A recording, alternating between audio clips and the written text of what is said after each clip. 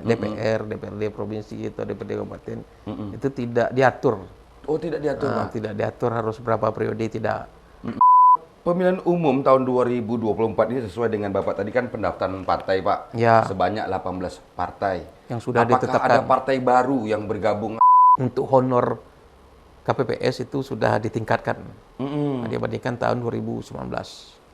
Berarti Mantan narapidana namanya bisa mencalik lagi setelah selesai menjalani hukuman masa bebasnya itu 5 tahun.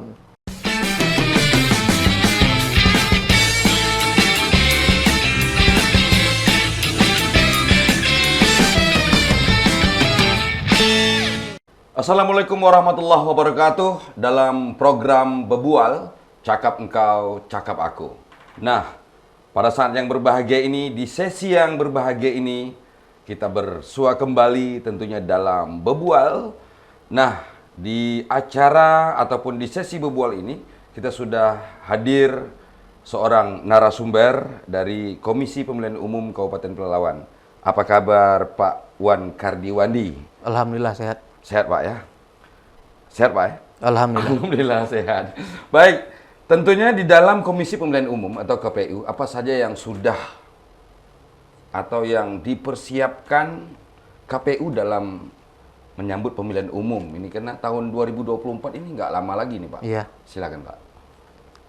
Jadi KPU Republik Indonesia itu sudah mengeluarkan peraturan KPU tentang tahapan dan jadwal. Jadi kita sudah melaksanakan tahapan pemilu, yaitu tahapan pendaftaran partai politik, kemudian verifikasi dan penetapan partai politik.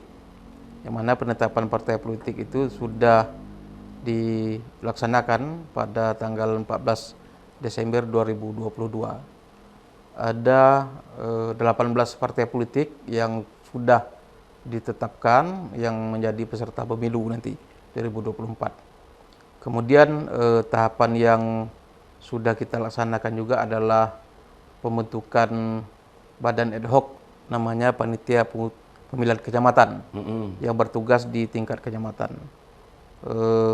Selanjutnya sekarang kita sudah sedang melaksanakan tahapan pembentukan badan ad hoc juga di tingkat desa, yaitu namanya PPS. Sedang dalam tahapan seleksi. Juga dalam tahapan seleksi PPS ini kita juga melaksanakan tahapan verifikasi administrasi bakal calon Dewan Perwakilan Daerah. Khusus di Riau kita sudah melaksanakan juga. Jadi itu tahapan yang sudah kita laksanakan dan sedang kita laksanakan sekarang. Baik, untuk pemilihan umum tahun 2024 ini sesuai dengan Bapak tadi kan pendaftaran partai Pak. Ya. Sebanyak 18 partai. Yang sudah Apakah ditetapkan. ada partai baru yang bergabung atau bagaimana?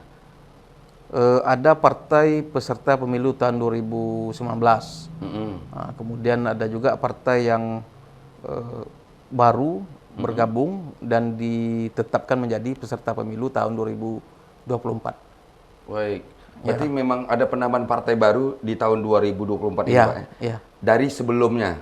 Iya, dari sebelumnya. Kalau verifikasi apa nih Pak?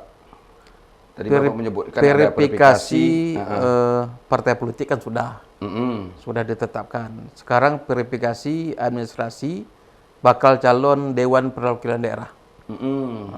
Itu sedang kita laksanakan. Baik, ada badan panitia kecamatan. Ya, panitia pemilihan kecamatan. Panitia pemilihan kecamatan. Atau disingkat dengan PPK.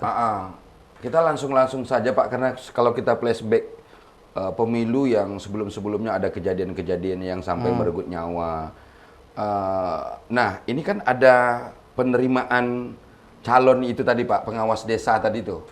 Apakah itu memang ada aturannya Pak? Maksudnya tidak sembarang nerima. Aku mau jadi PPS misalnya. Aku mau jadi PPS Pak, asal kenal daftar, daftar. Nah, karena kejadian-kejadian sampai yang ada meninggal itu Pak. Nah, ini apakah punya aturan khusus yang dibuat oleh KPU tentang ini? Jadi dia kan untuk menjadi PPK PPK namanya. dan PPS itu kan ada apa namanya tahapannya. Ada tahapan pendaftaran, tahapan seleksi administrasi, tahapan seleksi tertulis. Seleksi tertulis ini dilaksanakan dengan sistem CAT. CAT. CAT. CAT itu sistem komputer ya. Kemudian tahapan administrasinya salah satu untuk mengantisipasi biar tidak terjadi seperti pemilu tahun 2019, untuk mengantisipasinya adalah dengan memasukkan syarat kesehatan. Syarat kesehatan diselipkan dalam persyaratan itu. Ya, yang mana syaratnya adalah dengan melampirkan hasil cek kesehatan, misalnya kolesterol, gula darah, kemudian tensi. Nah, itu syaratnya ada dimasukkan di situ. Kalau umur, Pak? Ada juga umur itu dengan memperhatikan maksimal umurnya 55 tahun. 55 tahun. Iya, ya. Itu di dalam penerimaan PPK dan PPS. PPS, termasuk nanti di KPPS juga itu syarat kesehatan juga dimasukkan. KPPS dan Partarli. PPS juga dimasukkan dalam syarat-syarat yang sudah ditentukan. Nah, dengan kejadian-kejadian Pak yang sudah kita lihat pemilu-pemilu sebelumnya, barangkali ada yang merenggut nyawa yang sudah saya bilang tadi. Apakah ada untuk pemilu tahun 2024 nanti, apakah ada asuransi khusus yang diperuntukkan kepada para pendaftar pengawas PPK dan PPS ini, Pak? Dia bukan asuransi ya namanya, tapi namanya semacam tunjangan. Semacam tunjangan? Ya, tunjangan ini disiapkan nanti untuk misalnya terjadi kecelakaan atau meninggal dunia, itu nanti yang akan diberikan gitu. Oh, itu akan ada diberi namanya tunjangan. Iya, iya. Baik Pak, tentunya di dalam Komisi Pemilihan Umum Kabupaten Pelalawan tentunya ada divisi-divisi Pak.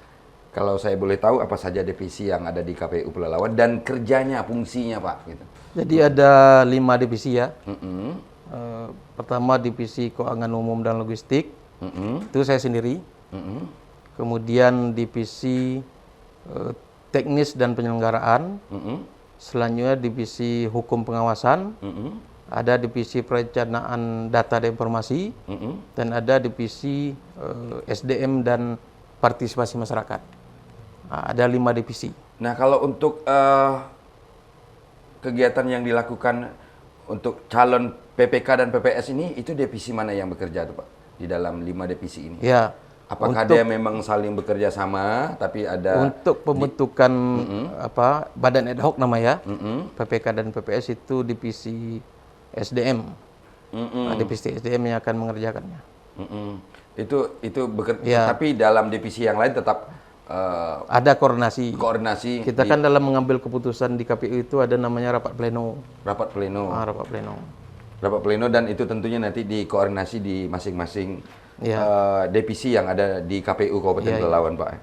Tapi kalau nggak salah Pak, untuk penambahan, karena tahun 2024 nanti ada penambahan kursi untuk wilayah Kabupaten Pelalawan. Apakah ini benar Pak? Gitu. Jumlah penduduk di Kabupaten Pelalawan kan bertambah. Menjadi 402.303. Berdasarkan undang-undang, peraturan itu bahwa jumlah penduduk yang 400 sampai 500.000 untuk tingkat kabupaten kota, jumlah kursi DPRD-nya menjadi 40 kursi. Jadi di Pelalawan ada penambahan 5 kursi. Oh, berarti dulu 35 kursi, Pak? Ya, dari 35 menjadi 40 kursi. Dengan alasan penambahan jumlah penduduk. Penduduk tadi, maka ditambahlah 5 lagi kursinya. Ya. Nah, jadi KPU Pelalawan mengajukan rancangan dapil. Satu rancangan dapil diajukan ke KPU Republik Indonesia. Itu untuk rancangan dapil maksudnya untuk penambahan dapil, Pak? Karena bertambah kursinya ditambah dapilnya gitu? Tidak, rancangan dapil itu untuk dapil tahun 2024. Ya, rancangan dapil. Jadi rancangan dapil ini itu sudah kita lakukan uji publik. Ada 5 dapil. Ada 5 dapil. Dapil 1 Pangkalan Kerinci, dapil 2 Kuala Kampar, Teluk Meranti, Bunut, Pelalawan, dan Bandar Petalangan. Mm-mm. Kemudian Dapil 3 Kecamatan Ukui, Mm-mm. Kecamatan Kerumutan, Dapil 4 Pangkalan Kuras dan Pangkalan Lesung, Dapil 5 Langgam Sigijang. Mm-mm. Itu setelah penambahan dari 40 kursi tadi Iya, dan ditambah dengan 5 dapil. iya, iya. Sebelum-sebelumnya memang sudah 5 dapil, Pak? Untuk pemilu 2019 memang dapilnya 5, Oh, memang dapilnya 5, ada tapi 5 kursinya 35. kursi 35. Baik, luar biasa sekali untuk Ya. informasi yang kita sampaikan kepada masyarakat, Pak, Ya. yang nanti akan menonton Jelajah Riau Televisi ini, untuk baik itu dalam penambahan kursi dari 35 menjadi 40, terus dapilnya juga memang tetap 5, tapi dulu kursinya 35, Pak ya. Iya, iya. Kira-kira kapan nih mulai pendaftaran caleg ini, Pak? Ini kan partai politik sudah ditetapkan ya peserta pemilu. Nanti ada tahapan pendaftaran caleg namanya. Pendaftaran caleg ini setelah partai politik melakukan penyaringan, maka dilakukan pendaftaran caleg oleh partai politik ke KPU. Nah, ini di bulan April ya, di bulan 4, di akhir-akhir bulan April itu pelaksanaan pendaftarannya. Itu nanti partai politik langsung datang ke kantor KPU untuk mendaftarkan caleg-calegnya. Gitu. Tapi sebelumnya Bapak bilang tadi bahwa sudah ada bakal calon DPD tadi, Pak ya? Ya, Itu sudah dilalui dengan pendaftaran. ya. Dan sudah dapat hasilnya. Untuk pelalawan sendiri untuk Dewan Perwakilan Daerah ya, Pak ya? Jadi DPD itu kan DPD itu dia pendaftarannya di KPU provinsi. Pendaftarannya di KPU provinsi. Sebab daerah pemilihannya provinsi. Sekarang masih dalam tahapan verifikasi administrasi. Jadi dia baru bakal calon sekarang nih. Bakal calon namanya. Belum menjadi calon. Berarti belum final. Belum final lagi. Setelah verifikasi administrasi nanti ada namanya tahapan verifikasi administrasi perbaikan. Yang ada yang kurang, ada yang tidak memenuhi syarat, ada yang belum memenuhi syarat, nanti diperbaiki atau diganti. Kemudian setelah itu ada namanya tahapan verifikasi faktual. Difaktualkan. Faktual ini pendukung dari bakal calon DPD itu ditemui langsung. Ditemui oleh kami atau petugas kami tingkat desa nanti, ditanyakan, ini benar tidak nih Bapak mendukung si Badu misalnya kan? Itu untuk satu orang bakal calon DPD itu berapa harus suara tuh, Pak? Untuk syarat ya. Untuk syarat, Pak, ya untuk syaratnya. Syarat mendaftarkan diri sebagai bakal calon DPD itu untuk Riau ya. Untuk Riau itu 2.000. Jadi 2.000 itu didatangi satu-satu gitu, Pak? Gimana? Nanti teknisnya? Dia ada sistemnya itu. Ada sistemnya. Ada sistem dengan menggunakan sampel. Nanti disampel. Sampel-sampel inilah yang akan diverifikasi faktual.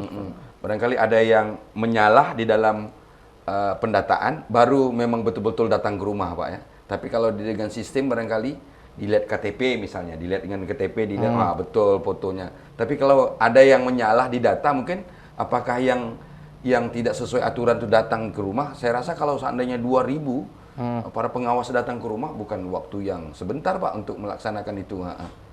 Itu bagaimana, Pak? 2.000 itu dia seprovinsi. Oh, 2.000 itu seprovinsi. Bukan untuk di Kabupaten Pelalawan aja. Nanti kan di Riau kan ada 12 kabupaten kota nih. Nanti kan sampelnya ini menyebar nih. Sampelnya menyebar di 12 kabupaten kota, tidak hanya di Pelalawan. Berarti bekerja sama dengan petugas-petugas yang ada di seluruh Riau lah berarti, Pak? Iya, khusus untuk ini kita kan bicara Riau nih. Oke, sebetulnya kan aturannya sama itu, Indonesia. DPD itu mendaftarkan diri di KPU provinsi. Kalau saya boleh tahu, Pak, untuk bakal calon DPD ini dari Pelalawan berapa orang, Pak? Mungkin jumlah orangnya nggak usahlah kita sebut nama itu, berarti jumlah pesertanya. Tidak pas saya menyampaikan di sini gitu. Oh, gitu ya. Oh, baik. Tentunya sudah dilalui dengan verifikasi pendataan DPD tadi, Pak ya. Terus akan diadakan sanggahan, misalnya kurang lengkap data-data tadi bisa diulang kembali misalnya. Yang telah Bapak bilang tadi bahwa akan diadakan survei ke rumah dengan 2.000 suara dengan seluruh Provinsi Riau. Nah, setelah pendaftaran caleg, Pak, untuk ini kita lari ke calegnya lagi. Itu apa saja syaratnya untuk menjadi seorang caleg itu, Pak? Ya, ada beberapa syarat tentu. Mm-mm. Dia kan bertakwa kepada Tuhan Yang Maha Esa, dia kan setia kepada Undang-Undang Dasar Negara Republik Indonesia. Nah, kemudian dengan melampirkan identitas kependudukan, ijazah terakhir, nah, dan ada beberapa surat pernyataan yang harus diisi oleh bakal caleg ini untuk mendaftarkan diri di KPU nanti. Setelah itu baru syarat-syarat ini nanti akan diverifikasi oleh KPU, verifikasi administrasi lengkap atau tidak. Kalau tidak lengkap nanti dilengkapi. Oh, boleh dilengkapi. Ada nanti tahap perbaikannya. Misalnya syaratnya sudah dikasih, nanti diverifikasi. Yang kekurangan itu boleh. Boleh dilengkapi nanti. Itu kapan itu, Pak, dilaksanakan tuh, Pak? Pendaftarannya kan di akhir April. Di akhir April. Setelah daftar nanti, maka kita lakukan verifikasi administrasi ini. Nanti saat verifikasi administrasi ditemukan beberapa syarat yang harus diperbaiki ya, diperbaiki, maka kita sampaikan ke partai politik. Kita sampai ke partai politik, ini ada beberapa syarat dari bakal calon legislatif yang harus diperbaiki. Nanti masing-masing partai politik itu memperbaiki dan menyampaikan kembali kepada kita, kepada KPU, untuk kita verifikasi lagi syarat-syaratnya. Syarat, gini Pak, kan misalnya ada salah seorang anggota dewan, anggaplah gitu kan, dia sudah duduk di 2 periode misalnya Pak.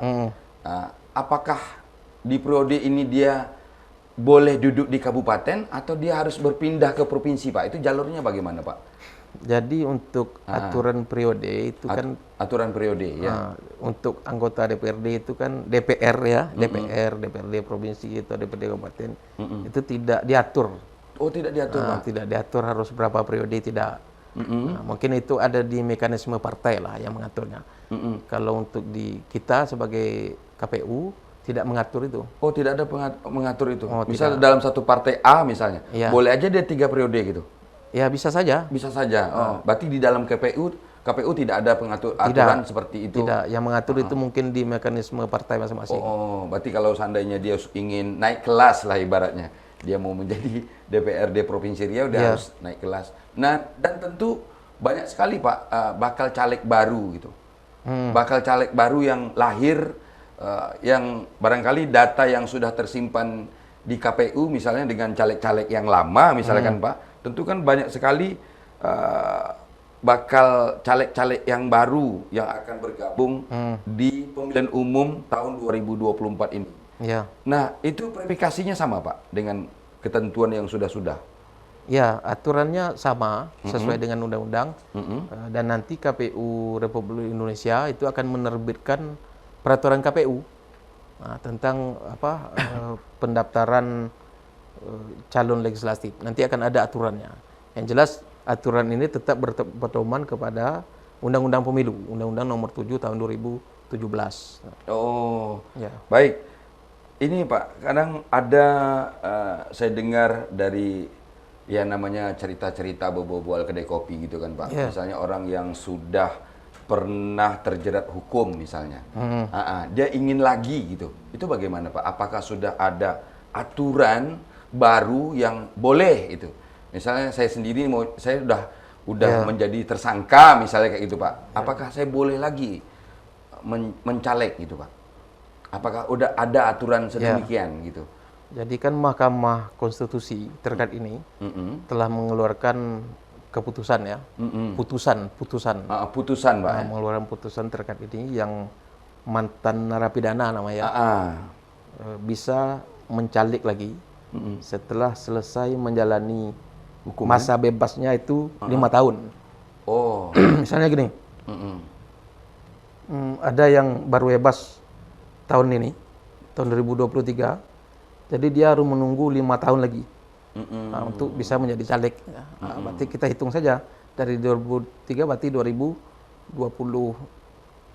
ya, 2029 atau 2028 baru bisa mencaleg. Berarti baru dikasih hak apanya ya Pak ya? Ya, dia sudah menjalani masa bebasnya itu 5 tahun. 5 tahun.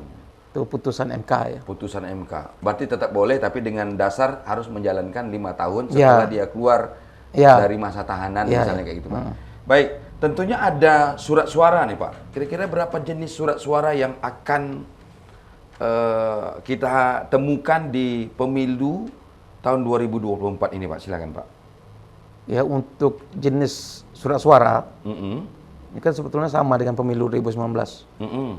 Ada 5 jenis surat suara yang akan dicoblos oleh pemilih nanti. Mm-mm. Pertama, surat suara presiden wakil presiden. Mm-mm. Yang kedua, surat suara DPD. Mm-mm. Yang ketiga, surat suara DPR RI. Mm-mm. Yang keempat, surat suara DPRD provinsi. Dan yang kelima, surat suara DPRD kabupaten kota. Nah, itu yang akan dicoblos oleh pemilih pada hari pemungutan suara nanti. Dan hari pemungutan suaranya adalah Mm-mm. hari Rabu, Hari Rabu. tanggal 14 Februari tahun 2024. Wow, 14 Februari itu ibaratnya tanggal-tanggal berkasih sayang gitu. Memang sudah ditetapkan tanggal Sudah, hari pemungutan suara itu sudah diputuskan. di 14 Februari Iya, tahun. 14 hari Rabu, Heeh. 14 Februari tahun 2024. Baik, tentu dengan sudah mendaftar, surat suara kita sudah tahu, tentu yang bakal jadi calon itu akan kampanye, Pak. Ya, Kan tentu akan menyuarakan, akan mempromosikan dirinya, ibaratnya kayak gitu. Itu kapan tuh, Pak, diperbolehkan? jadi untuk ini, untuk masa kampanye itu, Setelah mereka setelah daftar gitu. ditetapkan peserta pemilu ini, yaitu caleg-calegnya sudah ditetapkan, 3 hari setelah ditetapkan, boleh melakukan kampanye. Oh, 3 hari sudah disahkan, ditetapkan oleh KPU bahwa saudara berhak Ya, menjadi itu boleh 3 hari? boleh melakukan kampanye. Silakan melakukan kampanye. Itu terserah orang yang bersangkutan apakah memang punya aturan kampanyenya, titiknya, misal enggak. Jadi kan Gimana? terkait kampanye ini nanti akan diatur, ada peraturan KPU nanti. Oh, ada peraturan akan Ada dibuat, Pak, ya? peraturan KPU nanti membuat yang mengatur tentang aturan-aturan kampanye. Nah, dan peraturan KPU ini kan sekarang kan belum diterbitkan gitu. Nah, tapi yang jelas kalau menurut undang-undang itu kan kampanye ini tidak boleh terkait dengan sara gitu kan. Nah, tidak boleh apa namanya black campaign, tidak boleh kampanye hitam. Dan ada aturan-aturan lain nanti yang akan saya kira akan diatur dalam peraturan KPU yang akan diterbitkan oleh KPU Republik Indonesia. Kalau kita KPU daerah ini kan menunggu. pelaksana undang-undang dan pelaksana peraturan saja. Jadi menunggu. Jadi program apa saja yang sedang dilakukan atau sedang berjalan, Pak, sekarang untuk menghadapinya ini? Program, programnya. Tadi di awal saya sampaikan juga tahapan ya, kalau KPU kan melaksanakan tahapan ya, Pak. Ya, tahapan pemilu ya. Sekarang yang sedang kita laksanakan tadi saya sampaikan juga terkait dengan verifikasi administrasi jalur DPD. Ya, itu sedang berjalan, Pak, ya. Kemudian pembentukan badan ad hoc, dan ke depan kita melaksanakan pemutahiran data pemilih. Nah, di bulan Februari akan kita laksanakan. Kerjanya petugas kita nanti namanya Pantarlih ya, panitia pemutaran data pemilih, itu akan mendatangi rumah-rumah warga yang berpotensi untuk menjadi pemilih, yang memenuhi syarat dan aturan-aturan yang diatur dalam peraturan perundang-undangan, maka itu akan didaftarkan sebagai pemilih nanti. Daftarkan sebagai pemilih. Setelah dilakukan pemutaran data pemilih, nanti akan kita tetapkan menjadi DPS, daftar pemilih sementara. DPS ini nanti diumumkan lagi, diumumkan untuk dilakukan pengecekan, itu oleh masyarakat, kemudian oleh tentu dalam hal pengawasan Bawaslu ya. Bawaslu mengawasi apakah ada misalnya masyarakat yang berhak memilih tetapi ternyata belum dimasukkan dalam daftar pemilih sementara. Nah, maka itu bisa langsung dilaporkan kepada KPU atau petugas kami di tingkat desa atau tingkat kecamatan. Sampaikan saja, laporkan saja kepada kami. Selagi dia memenuhi syarat, itu akan kami masukkan di dalam daftar pemilih. Setelah DPS, daftar pemilih sementara ini kita perbaiki, baru ditetapkan menjadi DPT, daftar pemilih tetap. Daftar pemilih tetap ini final nih, final dia. Itu termasuk dengan pemilih-pemilih pemula tuh? Iya, termasuk dengan pemilih pemula. Nah, nanti waktu pemutaran data pemilih pemula juga akan didata nih. Dicek apakah sudah berumur, ini kan syaratnya berumur 17 tahun ya, tahun, atau sudah pernah menikah. 17. Kemudian syarat-syarat yang lain yang diatur ya untuk menjadi pemilih seperti itu. Itu ada sosialisasi tertentu nggak Pak kepada pemilih-pemilih pemula ini? Barangkali ada pengetahuan yang akan diberikan oleh KPU kepada pemilih-pemilih pemula nih Pak gitu. Kita di tahun 2022 itu sudah melakukan sosialisasi ke pemilih pemula, yaitu ke sekolah-sekolah. Nah, kita mendatangi sekolah. Kemudian ada juga di sekolah itu ada program pendidikan politik ya. Nah, mereka datang ke kantor KPU, kita sampaikan. Macam studi banding atau studi apa gitu ya? Kita sampaikan terkait dengan ilmu kepemiluan lah ya. Kita sampaikan ilmu kepemiluan, termasuk dengan syarat untuk menjadi pemilih tadi kita anjurkan segera jika sudah nanti pada hari pemungutan suara sudah berumur 17 tahun, itu sudah bisa menjadi pemilih. Berpengalaman di pemilu-pemilu yang sudah Pak, di masa kampanye misalnya, itu kan banyak sekali Pak baliho yang terpampang di seluruh sudut-sudut kota, desa sampai. Itu apakah ditentukan titik pemasangannya atau bebas saja bagi caleg untuk memasang gitu? Itu namanya kan baleho atau sebandu, itu namanya alat peraga kampanye. Alat peraga kampanye. Alat peraga kampanye. Titik pemasangan sudah kita tentukan tuh. Untuk masing-masing caleg? Bukan masing-masing caleg, untuk seluruh peserta pemilu. Untuk seluruh peserta pemilu. Misalnya di Pelalawan ada, tadi kan peserta pemilu 18 partai ya. 18 partai. 18 partai. Kita sudah kita tetapkan, sudah kita putuskan titik alat peraga kampanye, misalnya di Pangkalan Kerinci, katakan di mana tempatnya. Nah, harus pasang di situ. Tidak boleh pasang di tempat lain gitu. Kalau ada yang masang di tempat lain? Itu pelanggaran. Pelanggaran. Nah, kalau sudah pelanggaran nanti kan rekan-rekan Bawaslu nanti yang akan menindaknya. Oh, menindaknya gimana Pak? Aturannya maksud saya itu kalau dia salah pasang, diambil sudah penitia yang sudah ditetapkan, cuma itu aja dipindahkan tempat lain atau di? Ya, pertama kan tentu diimbau ya. Oh, diimbau. Nah, diimbau untuk memindahkan atau memasang alat peraga kampanye sesuai dengan titik yang sudah ditentukan. Setelah itu jika himbau tidak diindahkan, biasanya rekan-rekan Bawaslu itu kan akan membuka tuh. Oh, membuka langsung kerja gitu. Iya.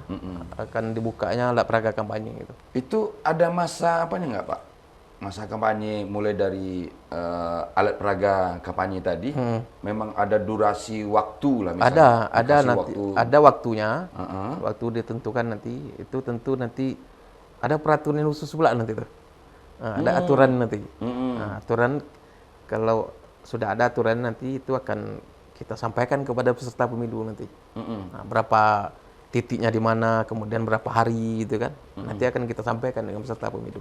Kalau yang kecil-kecil Pak, alat-alat peraga ini kan banyak tuh Pak. Kadang ada yang di kecil-kecil gitu kan. Kalau kita lihat banner pekerjaannya ya, sangat rumit Pak gitu untuk membersihkan kembali gitu kan. Iya. Itu juga sama aturannya Pak? Iya, sama. Jadi pemasangan alat peraga kampanye, katakanlah banner misalnya kan. Banner atau yang sejenis stiker misalnya. Ya, stiker. Ada yang stiker yang kecil-kecil gitu kecil-kecil, setengah itu kan. Setengah gitu kan. Tetap harus di titik yang telah kita tentukan. Tak boleh itu memasang di luar titik yang telah ditentukan oleh KPU. Termasuk kendaraan, Pak? Ya, kendaraan itu kan gimana, Pak? Kalau kan ada kalau ada masa-masa pemilu itu kan ada misalnya satu kendaraan roda 4 tuh penuh dengan partai, misalnya salah satu partai. Itu memang gimana? Apakah ada aturan suruh copot atau memang itu kursus untuk partai tidak bermasalah atau bagaimana, Pak? Ya, tentu untuk kendaraan itu kan harus ada pengaturan di dalam partai, khusus masing-masing, Pak. Bukan di partai ya. Oh, bukan di partai. Kalau mau masang itu tetap aturan tetap KPU itu menentukan. Nanti biasanya kawan-kawan Bawaslu itu akan langsung menindak. Oh. Ya. Itu wewenangnya di Bawaslu itu. Oh, itu wewenangan di Bawaslu, Pak. Iya. Tapi tetap berkoordinasi dengan Komisi Pemilihan Umum. Iya, tetap. Oh, baik. Berbicara tentang mulai kampanye, pemasangan baliho, memang tentu hiruk pikuknya yang luar biasa. Tentu juga kita harus mengetahui TPS yang ada di Kabupaten Pelalawan ini.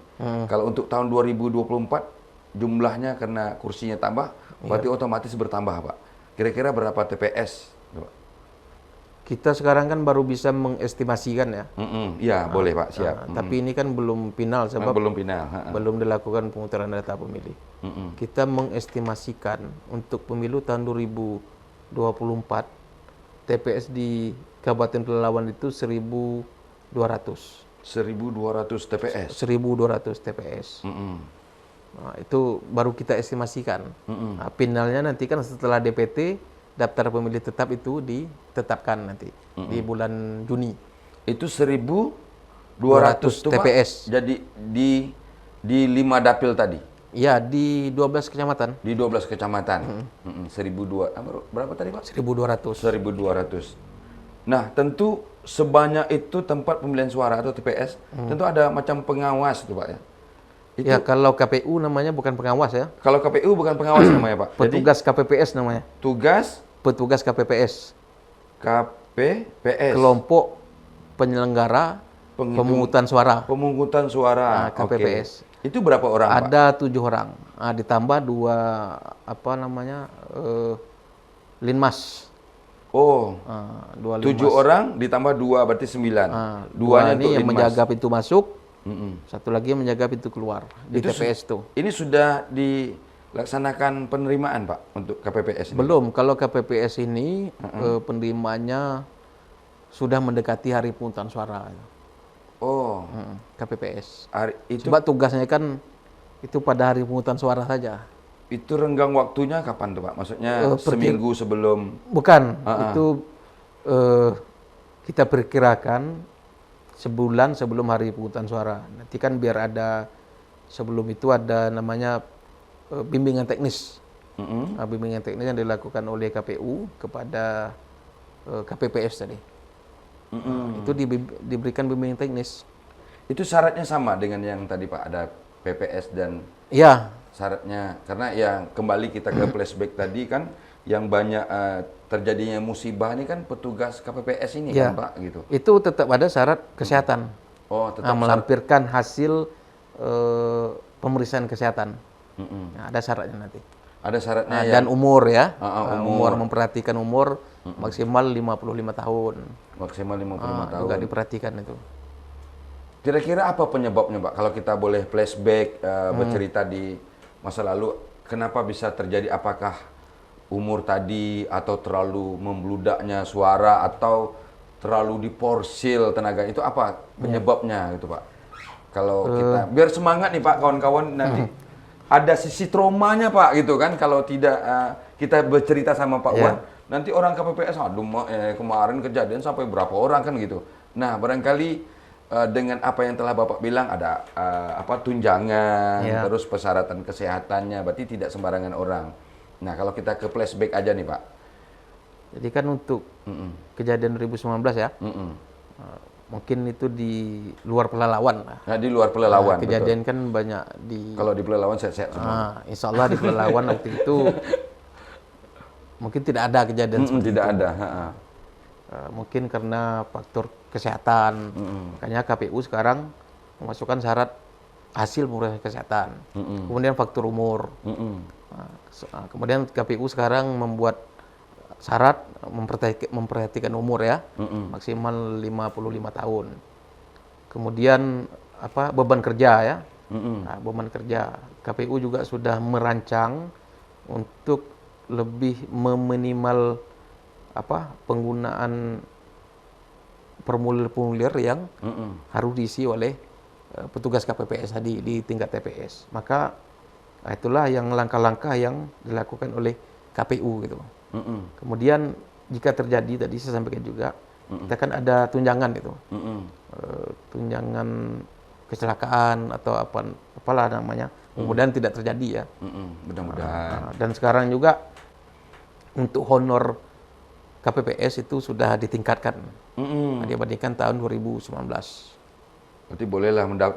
Itu untuk terbuka masyarakat umum, misalnya seperti kawan-kawan yang sudah bekerja yang tidak sesuai waktu misalnya, itu boleh mendaftar. Apakah ada syarat-syarat selain itu tadi, Pak?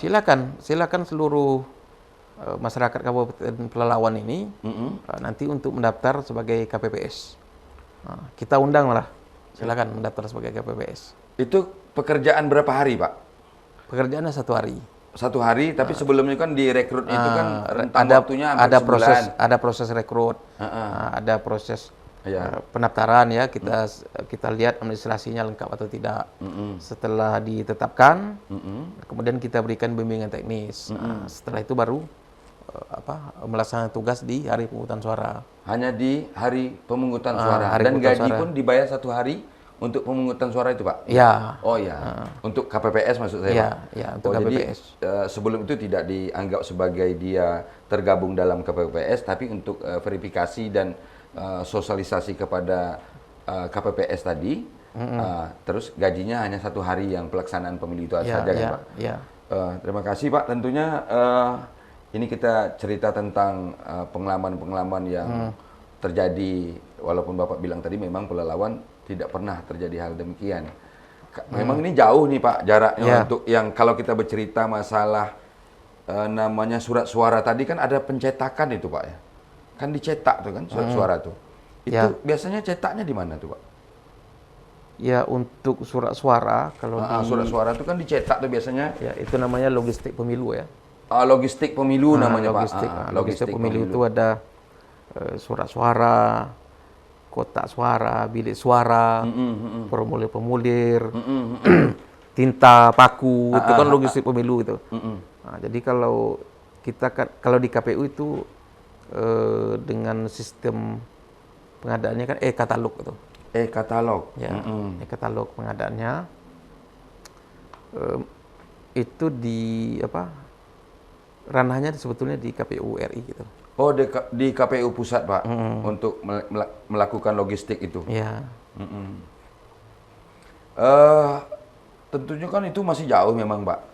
Tapi apakah sama dia, Pak, jenis surat suaranya tuh? Saya pernah dapat informasi bahwa mungkin tidak ada nama orang, tidak ada gambar orangnya, nomor urutannya saja, misalnya. Apakah itu memang betul, Pak? Ada perubahan sedemikian gitu? Jadi kan kalau kita KPU ini kan sebagai pelaksana undang-undang, ya kan? Nah, jadi apa yang diamanahkan dalam undang-undang pemilu, yaitu Undang-Undang Nomor 7 tahun 2017, nah, itu kita mengikuti itu aja. Kita ikuti apa yang diamanahkan dalam undang-undang pemilu.